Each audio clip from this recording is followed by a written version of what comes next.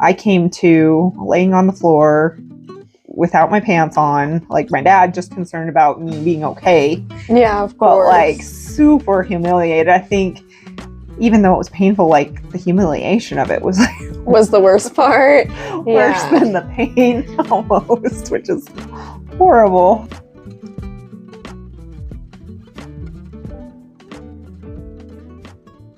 So yeah, you are going through the process of getting diagnosed for your pain that you've been having. Why don't you talk a little bit about that? I mean, my pain has been going on for basically as long as I can remember, since I started my period, which was whenever I was 12 years old. It was super, super painful. And I went to the school nurse. She even called my mom because I was like, this cannot be my period because I am hurting so bad. And my mom got called in, and all my mom did was like, here's a pad, go back to class. I'm like, okay. So it's just like a normal period. It's my first one. Maybe I'm overreacting. Since then, it has gotten so much worse. I am only 21 now, and my pain is definitely chronic, to say the least. It has taken over every aspect of my life. And I mean, I just want to let people know that it is okay that you are hurting, and it's valid, and there is a reason for it. And I think that's the biggest reason why I'm here. That's good. It's really good. No, you're absolutely right. You touched on the fact that, you know, this was super painful for you, but you're pretty much like just told to go back to class. Yeah. Ever since then, like, how do you feel? Do you feel like you've gotten the attention that you need for your problems, or do you feel like that has kind of just continued? A bit of both, I feel like. I mean, it didn't matter what specialist I went to. I feel like I just constantly got the same answer, that I was being over dramatic or too much. And I feel like a lot of women do have to deal with that. And that's just so normalized. Right. That sounds very familiar. Yeah. I, like you, had my first period was awful, horrible, terrible. My mom had empathy for me. She brought me home from school, gave me some of her muscle relaxers, which as a 6th grader, I'd never taken anything that powerful before. It knocked me out for 2 days. Oh, goodness. Yeah. I guess it took care of my pain. And so that was the start of everything for me. I started passing out when I was 17, and a huge source of embarrassment. Like, I remember, because, you know, often the pain comes on stronger, if that's even possible, but it comes on stronger with all those fun things like bowel movements and urination. Yes. The tendency was to pass out in the bathroom. Oh, God. And the first time I passed out, I was in the bathroom. I was on the toilet. I was having a bowel movement.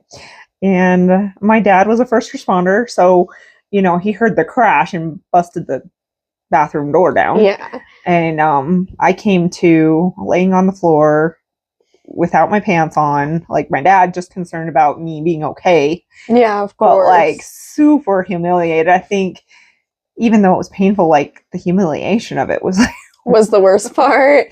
Worse than the pain almost, which is horrible. And, you know, there was times when I'd get up to use the bathroom in the middle of the night and I would pass out just on my way. And my mom heard me. Like, I remember once she heard me, and she came out and she said, "Are you okay?" And I said, "Yeah, I don't know, something, like the pain just got too bad." And she said, "Oh, okay. Well, are you okay now?" And I said, "Yeah." So, "Okay, back to bed."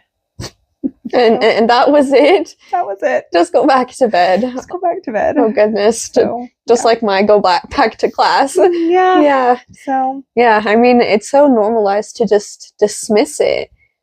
As weird as that sounds, like, Like, oh, I'm so sorry about that, honey. Well, anyways, go back to what you were doing. Right. For real. Let's go over maybe a couple symptoms, because I know we talked about our personal experience, bad periods, painful bowel movements, but I mean, there are so many other more symptoms that may or may not be present in a woman's body. Correct. And so what are all of those?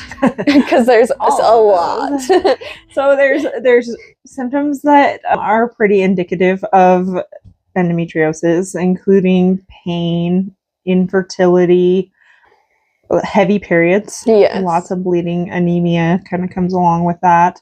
These are periods that take you out of your normal activities. Yes. So I don't want to say that pain during a period is normal, but there is a little bit of pain that can come with the uterus contracting to release that lining. When our muscles contract, they can ache a little bit and be painful. So I wouldn't say that all pain is abnormal, but the level of pain that endometriosis causes is pain that interferes with your everyday life. Yeah, like calling out of work or trying to take a break from school or just not being able to do the daily activities that you'd usually be able to. Correct. It is a struggle because doctors will tell you all of the tests are normal, or in her case that there's not enough evidence. I mean, so many doctors, whenever they get the normal tests, that doesn't necessarily dismiss the fact that you do or do not have endometriosis. Right. And I think that might be one of the biggest things, is that if you hear a test as normal, you're like, okay, well, maybe I should stop there. But that's not the case. I'm glad that I had you in my corner, because without that, I probably would still be more lost than I ever was. Right. And getting a diagnosis is probably the hardest part. So one of the doctors, a doctor that has treated me, his name is Dr. Andrew Cook, and he operates out of Durango, Colorado. He has a lot of really good information, some really good books, a very good YouTube channel. All these things are great resources. Yes. His whole philosophy as far as diagnosis of endometriosis goes is that if it walks like a duck, if it quacks like a duck, it's probably a duck. Yes. But he has spent his life treating women and seeing the patterns, and he has a lot of empathy for women that go through this process. Yeah.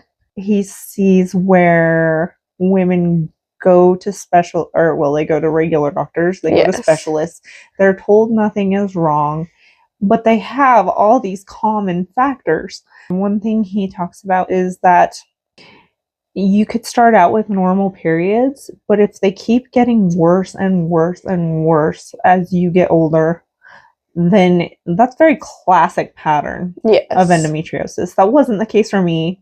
That wasn't the case for you. Yeah. Our periods started out horrible and just got worse from there. Yeah. But if that's the pattern that you recognize in your life, with the heavy bleeding and pain that keeps you from activities that you should be able to do on a normal dose of Tylenol, ibuprofen, then you really need to start seeking answers. Yeah. And that doesn't necessarily mean that, answers are different for everybody. It doesn't mean that you jump to surgery for you. It doesn't mean that we'll just say that. Like, it doesn't necessarily mean that, but it does mean that you need to start taking care of your body in a way that will help it, and to start getting medical advice and treatment for your situation. Yes.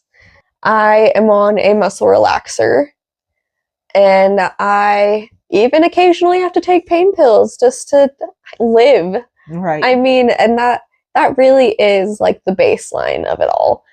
There are so many things that you can do to help. You could change your diet. You can quit gluten, dairy, sugar, all of that, and that still might not help you in the end. And so it is good to take in that medical advice, but that also doesn't mean that you have to go like under the knife right now as well. Right. Right.